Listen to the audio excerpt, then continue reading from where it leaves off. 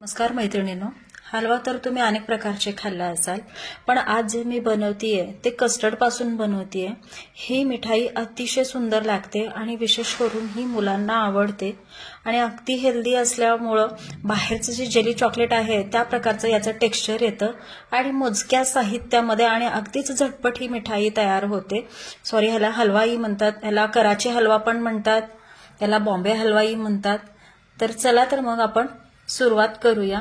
यासाठी इथे मी अर्धा कप एवढं कस्टर्ड पावडर घेतलीये, 1 कप साखर घेतलीये, त्यानंतरनी इथे 4 चमचे तूप आहेत, मगजबी आहे आणि ड्रायफ्रूटचे थोडेसे काप आहेत।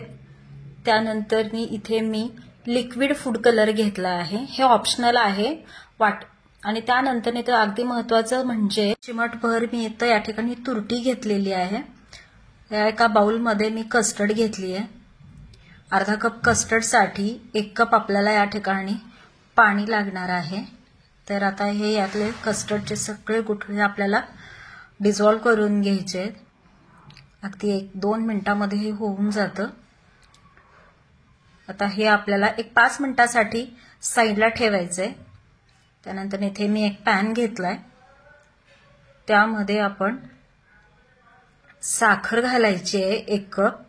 तुम्हाला हवा असेल जरा गोड तर तुम्ही 1.25 कप देखील या ठिकाणी साखर घेऊ शकता। जे कराची हलवा म्हणतात तर त्यासाठी थोडंसं साखर जास्त लागते, पण हे कस्टर्ड हलव्यासाठी जास्त गोड लागणार नाही। त्या ठिकाणी मी ती तुरटीची पावडर टाकली आहे किंवा थोडंसं 1 चिमटभर तुरटी टाकली आहे। तर हे पाक आपल्याला अगदी घट्ट किंवा 1 तारी 2 तारी वगैरे करून घ्यायचं आहे। जसं आपल्याला जामुनचा पाक लागतो ना, अगदी थोडासा स्टिकी, तेवढंच टेक्स्चर येईपर्यंत या पाकाला आपल्याला शिजवून घ्यायचंय। त्यानंतरनी या ठिकाणी आपल्याला थोडं थोडं असं करून कस्टर्डचं मिक्सचर त्या पाकामध्ये घालून घ्यायचंय। त्याला सतत आपल्याला ढवळत राहावं लागणार आहे, कारण त्यामध्ये लवकर लम्स क्रिएट होतात। अगदी हलक्या हाताने त्याला कंटिन्युअसली आपल्याला स्पॅच्युला त्यामध्ये आपल्याला फिरवायचंय, बिलकुल यामध्ये लम्स होऊ द्यायचे नाहीयेत। कंटिन्यू त्याला असं फिरवूनच घ्यायचंय आणि ही मिठाई लवकरच म्हणजे घट्ट व्हायला सुरुवात होते। अगदीच 5 मिनिटांमध्ये त्याला एक जेल फॉर्म येतो। या ठिकाणी पाहू शकता, यामध्ये आता जेल फॉर्म यायला चालू झालेला आहे आणि जे आपलं कस्टर्ड आणि पाकाचं जे मिश्रण आहे तर ते ट्रान्सपेरंट व्हायला सुरुवात होते। आता या स्टेजला आपल्याला आणखीन या ठिकाणी 5 मिनिटं याला फिरवून घ्यायचे।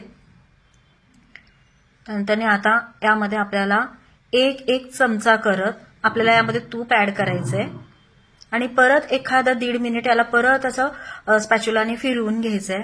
त्यानंतर मी आता 2 चमचा देखील तुपाचा ऍड केलीये। खाली चिटकतं म्हणून शक्यतो नॉनस्टिकचा पॅन वापरावा। जर आपण कढईमध्ये जर करायचं म्हणलं तर ते चिटकण्याची दाट शक्यता असते।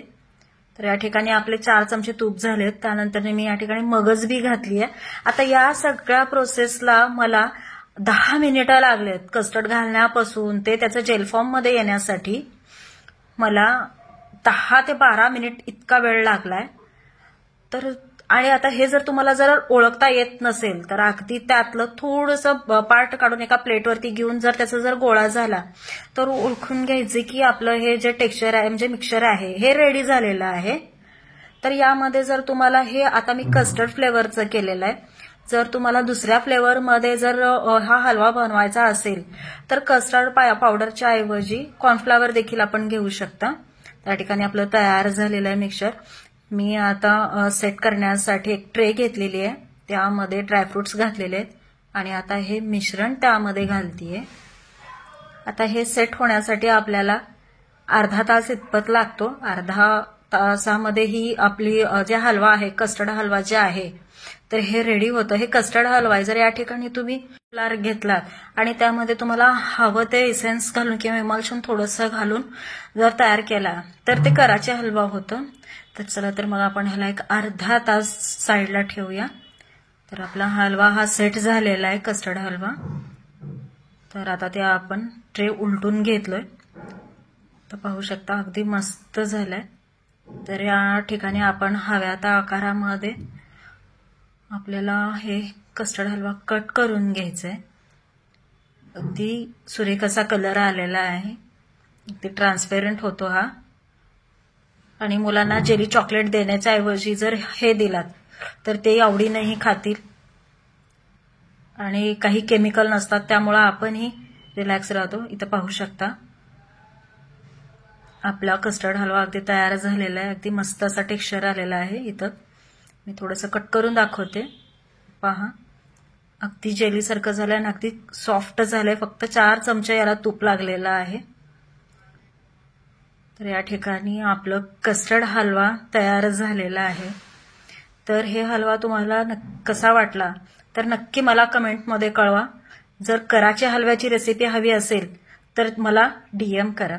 थँक्यू.